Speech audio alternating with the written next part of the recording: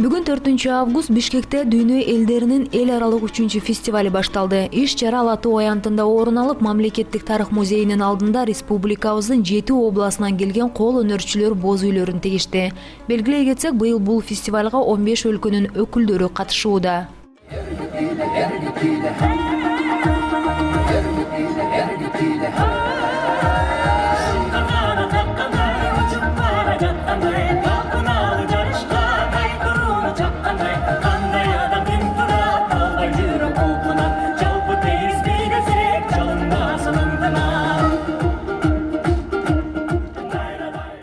Ассаламу алейкум, ардактуу айымдар жана мырзалар. Котмандуу күнүңүздөр менен бүгүнкү салтанатыбыздын күйөрмандары. Борбор калабыз Бишкек шаарында чоң майрам, дүркүрөгөн кол чаңыңыздар менен жан дүйнөнү толкундантып турган бүгүнкү салтанатка кош келиңиздер. Фестивалдын ачылышында Кыргыз Республикасынын Маданият, маалымат жана туризм министри Алтынбек Максутов, Жогорку Кеңештин депутаты Роза Акназарова жана Мухтар Ауезов атындагы коомдук фонддун жетекчиси, коомдук ишмер Мурат Ауезов сөз сүйлөштү.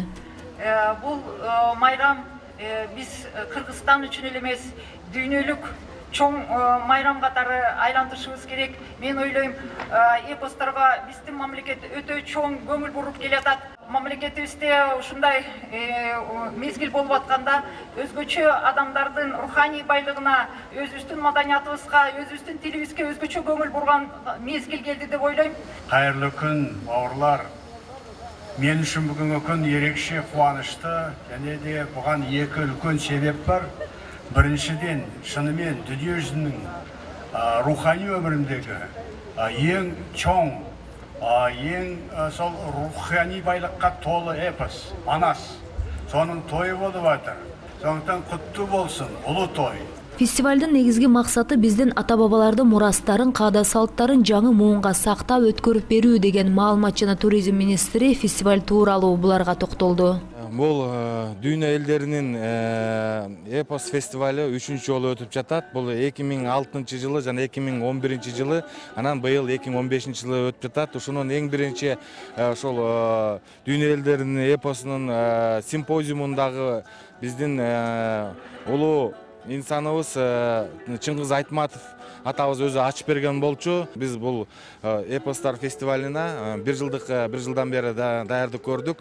Азыр 15 мамлекеттен атайын коноктор келди. Бул манасчылар, дастанчылар, бийчилер, ырчылар жана илимпоздор. Булар бүгүндөн баштап 3 күн катары менен ушул биздин Борбор шаарыбыз Бишкекте ушул фестиваль өтөт. Мындайча айтканда 3 конкурсту өткөрөбүз. Конкурска атайын биз сыйлыктарды койгонбуз. 1 миллион сом, бул биздин президентибиздин колдоосу менен ушул сыйлык 1 миллион сом коюлган болчу. 3 конкурска ошо бөлүнгөн 1 миллион сом. Ала Тоону айланып, алкыш айтып, ак батамды бергеним эң келдим.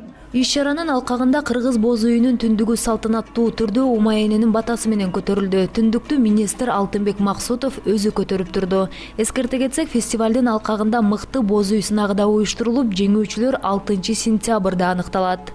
1, 2, 3, баштадык.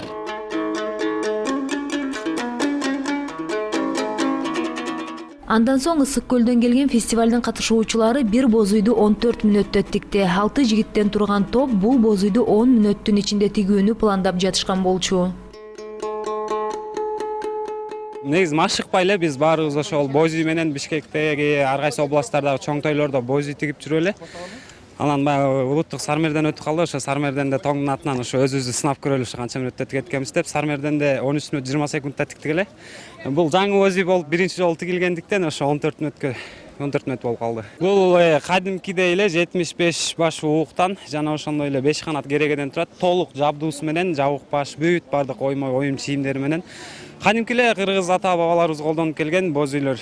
Муну менен катар Ала Тоо аянтында көчмөндүн стили аталышында жаш дизайнерлердин сынагы башталды. Фестивалдын аягында 10 дизайнер гана калыстардын сынынан өтүп, жеңүүчүлөр 4 номинация боюнча сыйланат.